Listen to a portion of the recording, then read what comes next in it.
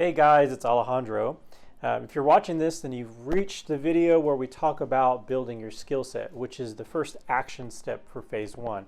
So if you're not caught up on the outline for the phases, head back to the 3 phases page and check out the video on the outline for phase one.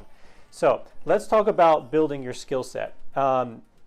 This is really kind of encompassing a few things. When you're talking about building your skill set, there's a couple things that I think that are mentioned, when you're talking about building an art career, and there are things that are not talked about.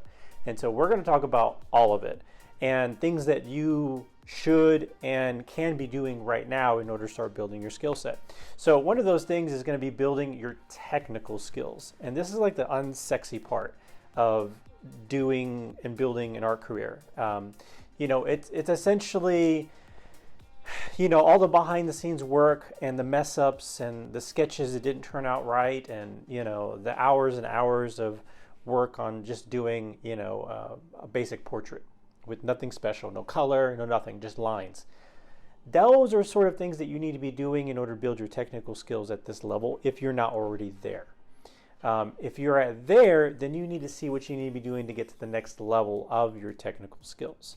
But at the very beginning, you just need to be focusing on building those kind of unsexy skills like contours and perspective and all those things in order for you to really have a solid foundation of building a really great skill set and a unique art style for yourself. So the next thing is trying to focus more on creating time to create rather than trying to spend money on expensive supplies and expensive workshops. You really shouldn't be spending very much money on a workshop at this level if you're really just beginning.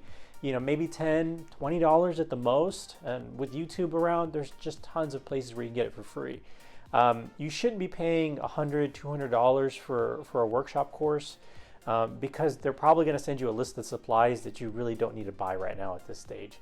What you really should be doing is just trying to see if you can cut down some of your daily expenses and see if you can put more of that towards time and creating. Don't even spend much money on the actual supplies. I mean, a mechanical pencil, a pack of those, and some office paper is really the best thing that you could be spending money on if you're just at the beginning of building this skill set. So think more on the long lines of doing more and not necessarily figuring out what, the end result, and that's kind of going into the next thing is you really want to be doing a lot of practicing, doing a lot of work and not thinking about the end result, especially if you're thinking about, selling. You don't want to be thinking about that. You don't want to be a perfectionist.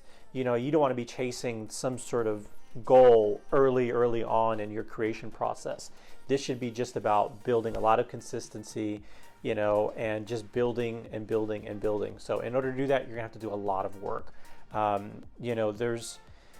There's a point in which you actually get to where you're very, very good at creating, and you don't necessarily have to consciously think about it while you're doing it.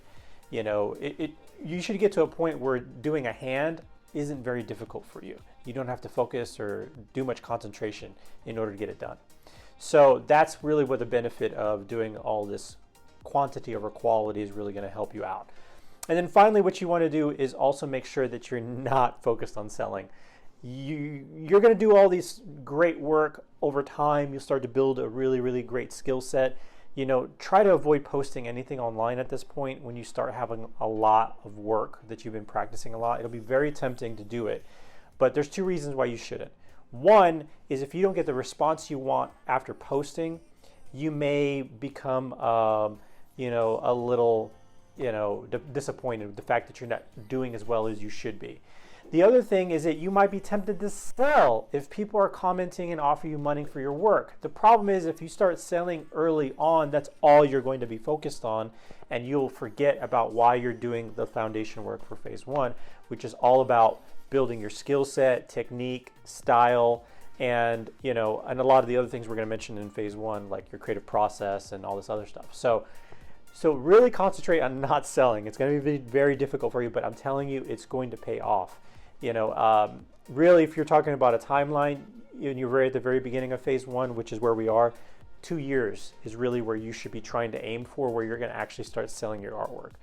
The reason you should wait 2 years is because you will be able to sell it for so much more and a more consistent basis if you wait. Okay, if you do it early now, it's not going to be consistent and you're not going to be making much. Okay, it's better to build that skill set, brush up on your techniques, really good, develop a good foundation so that you can start selling at a point and really make money. So that's the end of this little part about building your skill set. You're going to have some links below this video. So if you really want to learn a little bit more deeper into this topic, there is a blog post specifically about building your skill set, and there's a matching podcast. So make sure you check those out. Those are going to be linked below. On the next episode, what we're going to be taking a look at is building your creative process. So that's going to be a very interesting episode. Obviously, there's going to be a video, podcast, and a blog, so make sure you check those out.